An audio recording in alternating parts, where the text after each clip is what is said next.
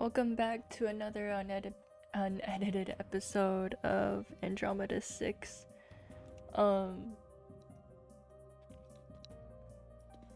Something that I just found out, I was on itch.io to launch my game, and the game's not free anymore.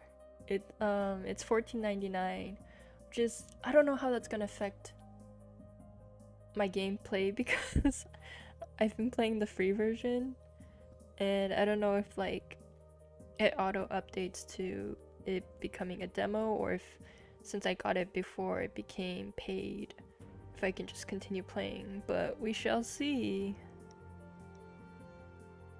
Okay, I think we were here, episode 3.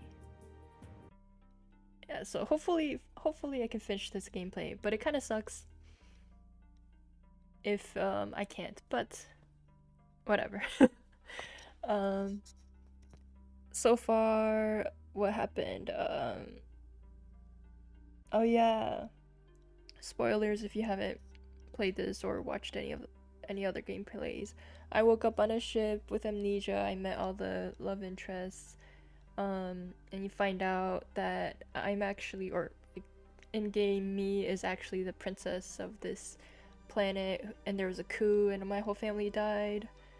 Anyways, the Captain Calderon is comforting us, even though he usually has a really shitty personality and has been mean to us this whole time. Okay, so let's get into it. When I graduated from my training in the Guard, I was top of my squadron. I could have picked any posting I wanted, but I chose to be stationed in the worst sector of the Bronze District. Do you know why? I shake my head. From what Damon had insinuated in the bar, I wasn't aware Calderon had a choice as to where he was stationed. Because I wanted to make a difference. I wanted the people to know that there was still someone who gave a shit about them, who would fight for them. I hide my frown, hesitating before asking the question that's poised on my lips, but it's one that seems important. Because that's where you are from? His blue eyes go dark, but eventually he nods, looking away and letting out a short, sharp breath. My moms gave me everything I ever wanted, but my birth parents, I couldn't stop myself from wondering if it was their circumstances that prevented them from keeping me. Oh, he's adopted. He was quiet for a moment, but then he says with a shrug, or maybe they just didn't want me. Who knows? I'm sure they did. Is that something comforting to say to somebody? You know, I never know what the right thing is to say. He glances sidelong at me, putting the wall back in place piece by piece. Before I can finish rebuilding it completely, I ask another question. Why were you exiled? Calderon's throat bobs, his face darkening as he closes himself off more and more. I don't want to talk about that. I won't let him shut me out again, not this time.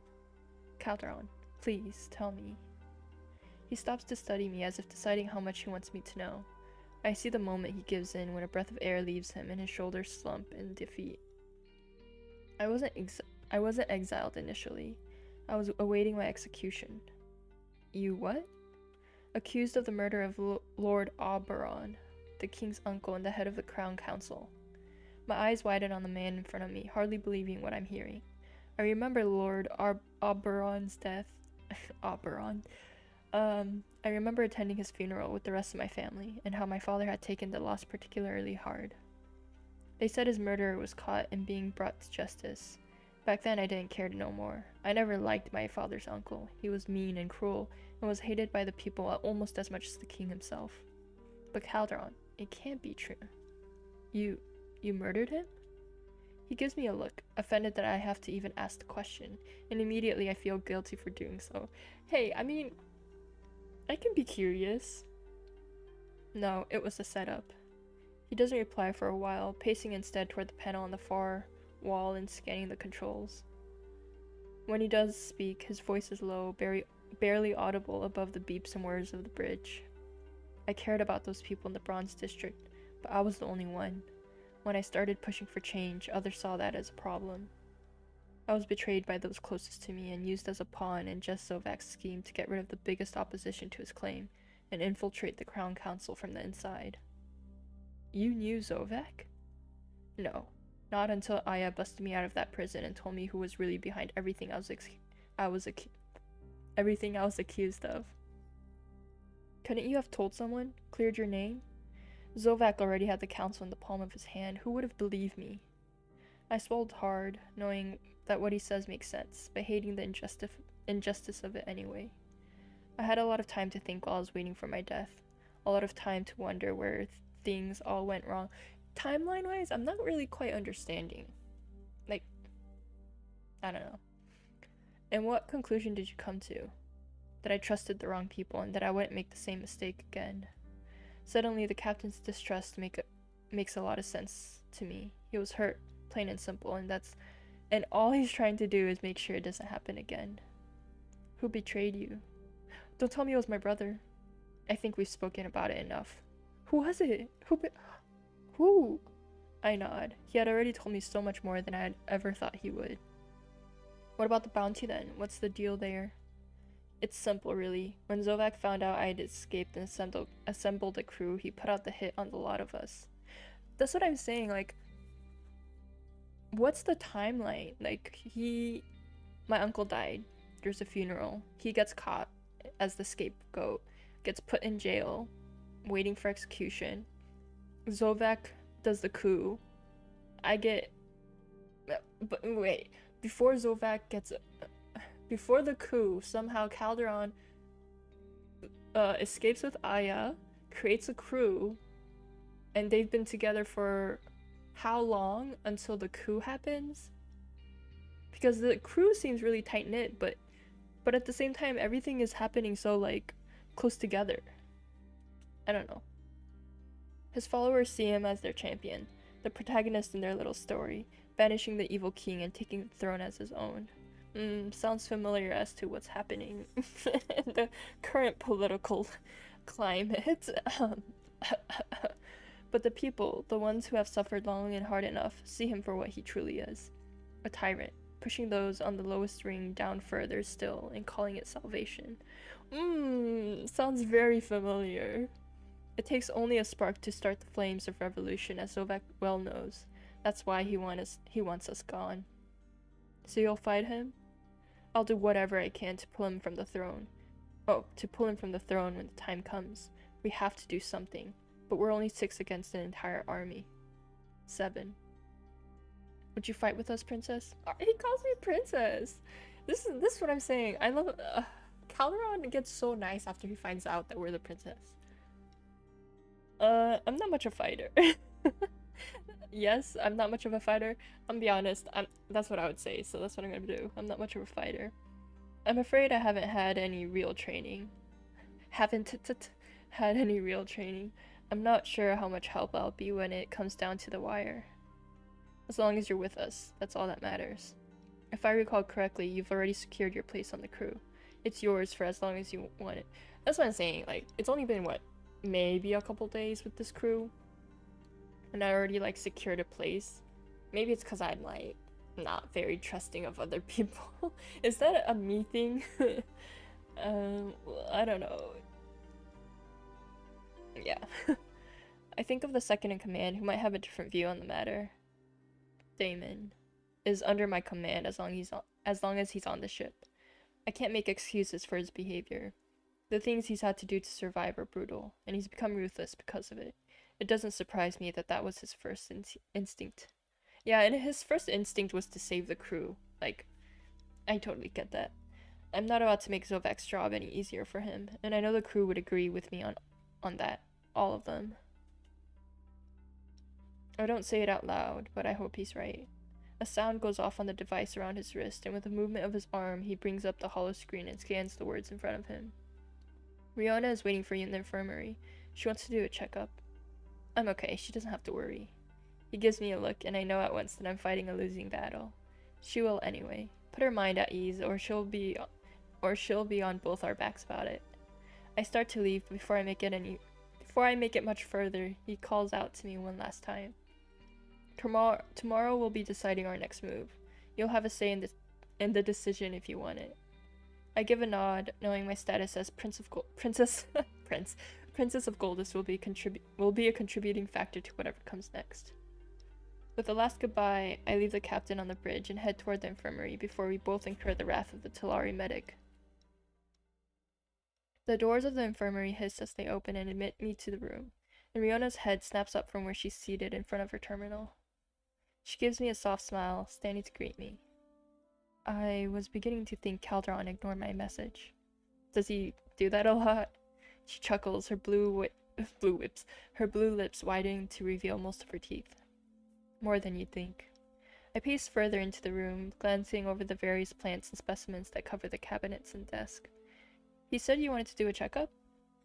I do. Well, I really just wanted to make sure you were all right. She gestures for me to take a seat on the familiar medical bed, and once again the plastic crinkles under me as I sit. It smells different in here again this time, like jasmine buds and nightfall. I'm sure Riona's misters to thank for the pleasant scent, and I inhale deeply, letting it calm me. So now that your memories have started returning, how much do you remember?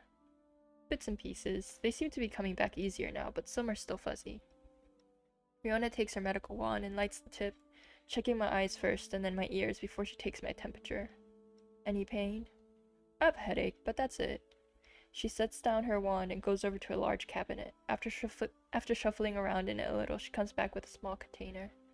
Take a couple of these. They'll give you some relief. You can take them every 4 to 6 hours if the pain persists.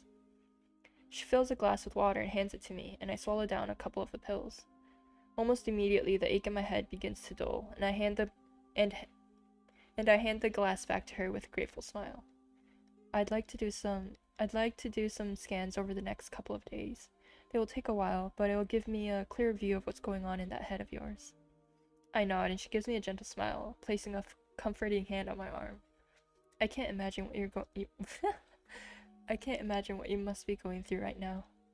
And then her face falls, and the glimmer of her skin fades, betraying her true emotions. I'm sorry for your family, 11. I truly am. My throat tightens as tears threaten to spill once again, but I manage a grateful smile through it all. I thought I basically disliked my whole family except for Nerissa, who was the oldest sister. Thank you. I know what it's like to live with a difficult family, and I've seen my share of tragedy. After talking it over with Calderon, I don't feel I can take any more talk about my family, so I steer the conversation in a new direction instead. When you left your home, was it a difficult decision to make? Riona gives me a sidelong glance, as though she sees what I'm doing. Thankfully, she runs with it. The toughest. But I knew I had to do something more. That's when I joined the Archangels and traveled the system with them, helping those in need. What happened to them? With a sigh, she brings her chair over to face where I sit and drops down into it with no small amount of grace. I'll tell you if you want to hear it, but it's not a pretty story.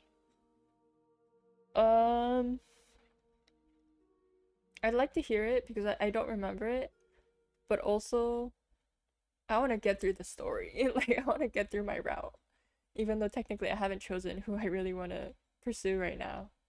I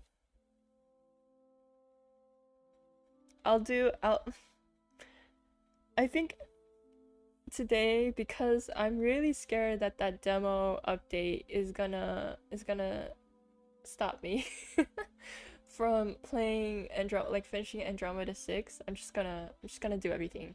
I like to hear it. I'd like to hear the story as long as you're willing to tell it. She doesn't speak for a moment, gathering her thoughts before her story begins. Before she speaks, her skin flickers, torn between conflicting memories. When I left Lauren, it was with a friend. His sister was an archangel, and he was going off to join her, so I tagged along. The work he did was, well, it was amazing at first. Her face drops, and I know the worst is yet to come. We were here, on Terranium, and a group of Talari certainly draws attention. But we didn't think. We were too focused on trying to get our name out there, on trying to help people. You may know of the Chimeri, Zovak's followers. They are a brutal, bloody clan. They do what they want, when they want to. One day, we were walking the streets when 24, maybe more, surrounded us. 24 against the 10 of us. They rounded us up. They pushed us down a dark alleyway, away from prying eyes. No one dared to stop them. We had helped countless people, and yet no one helped us. They herded us like cattle, they insulted and belittled us. A couple of the archangels tried to escape while the Chimeri were distracted. My girlfriend, Mila, pushed me into the shelf of a ruined building. She saved my life. I was able to hide quickly enough, concealed by the remnants of the building I was in. They couldn't see me, but I saw everything. They didn't bother to count the bodies. They didn't care how many of us there were, as long as we were dead. I watched them butcher my friends, every single one of them, and I did nothing. Um, there's nothing you could have done. I'm so sorry. Man, that's tragic. Like, even if she wanted to do something, it'd end up with her losing her life, and then it'd been like all for naught. And her not doing anything is like, she saved her life, like her own life, but to what extent? That's messed up. I'm gonna say I'm so sorry. I'm so sorry you had to go through that. It sounds nothing short of horrific. I try not to think back on it too much. I want to remember my friends as they were before that awful day. I give her a small, encouraging smile. That's a good way to remember them. I try to keep thoughts of my family at bay, of their final moments, and what I would have seen if I had been there. The memory of Nerissa hits especially hard. Was she frightened? Did she suffer? I can safely say that no matter what happened, my sister would have gone down fighting. She was never one to give up so easily. Riona takes in a deep, shuddering breath, her bright eyes shining with unshed tears.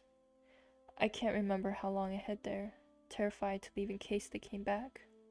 She stopped suddenly, a silent memory playing in her head, only one only she has access to. With a sigh, she continues her story, her eyes half closed, as though she might still be back there, in that damned alleyway. When I finally stumbled out of there, something inside me was changed. I had this anger. It's sad, yes, but that rage consumed me. Rage and helplessness. I was one person against an entire clan. Eventually, I found refuge in a crowded bar, hoping to disappear among the crowd until I could figure out what to do next. That bar was the Ark. What happened next? I saw a familiar face, one who insisted he owed me a debt. Oh, was it Bash? Yeah, Sebastian. Her face lights up at the memory, and I can only imagine how it must have felt to find a friendly face after such a tragedy. He introduced me to Calderon. I told the captain my story, and since then I've been a part of the crew. So you joined the crew because you had no other choice? I joined them because they were hunting monsters. Calderon, after what he had been through, was hell-bent on stopping Zovak and the Chimeri by any means possible. Suddenly, I wasn't helpless anymore. She fixes me with those unusual yellow eyes, her stare suddenly determined. We failed on Goldus. It won't happen again. Something in Riona's demeanor scares me a little, though I can't say I blame her for wanting revenge against the group who murdered hers. So now you know why I joined the Andromeda 6. I'm here to see that Zovek and the Chimeri fail. I don't know how yet, but we'll find a way. That's all that matters. Oh, what kind of statement is I didn't think you had it in you. That's crazy. Like, I don't know. I know it's supposed to be uplifting, but that's kind of crazy. I believe it. I see your determination. I see you, girl. And I know how it feels to want justice, and even revenge. The most important person in my life was murdered, and I wasn't even there to say goodbye. Then you know how it feels, how it carves out a piece of your humanity and your faith. Our eyes meet, and something in me feels connected by the tragedies we'd both had to endure. I'm starting to feel it, more than I ever wanted to. What will you do now that you know? I wipe away the tears that spilled from my eyes with the back of a hand, resisting the urge to drown in my own despair. Calderon mentioned a meeting tomorrow to discuss what happens next. I suppose I'll hear what everyone has to say and decide from there. Riona opens her mouth to say something, but stops before the words come out. What is it? With an apologetic smile, she finally speaks. There are too many people who abuse the power they have, but sometimes doing nothing at all is just as bad. You're the only surviving Pegasi. You have the biggest claim to the throne if you want it. She doesn't meet my eyes, but I understand what she's trying to say. I haven't had the chance to think on it much, and I'm not sure how much I want to. There are people who would support you. I'd support you. Whoa, we're flirting all of a sudden? I can't with these random flirting between traumatic bonding. um, yeah, I'm just gonna say that means a lot. Yeah. It means a lot to have your support, but I don't know if that's the life I want. Riona meets my gaze with hers, unfaltering, and I can tell that even though it's not exactly what she wants to hear, she understands where I'm coming from.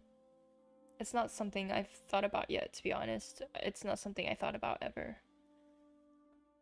Um, I'm the youngest of 11 children. This day should never have happened. Whatever you decide. Oh, whatever you decide. Sovak can't be left to rule. There has to be someone else. There are others who might have claim, as weak as it may be, but none of that mattered with Zovek at the head of power. For all I know, he might have murdered them too. Riona lets out a heavy breath, and for the first time, I notice how tired she looks. All of a sudden, I feel incredibly guilty for having kept her up so late. It's late. We both need to get some rest. I'll see you again when you come back for your scans. I'm sure that tomorrow there will be a lot we all need to discuss. I stand and straighten myself up, wishing Riona good night before leaving the infirmary, looking forward to finding a moment of peace alone in my room. Okay, I'm gonna stop here because, and I don't know if I'm actually gonna do this, but hopefully I have the guts to stream. So yeah. I'm gonna post this one and then I'm gonna hopefully try streaming. So yeah, thanks for watching, and what else? The game is now $14.99 on itch.io, but I totally think it's worth it. I mean, 7 routes. I only know from the top of my head that there's a bad and a good ending, so that's 14 different endings. There might be more. I have no idea. So, I think $14.99 is pretty good. Anyways, thanks for watching. Bye-bye.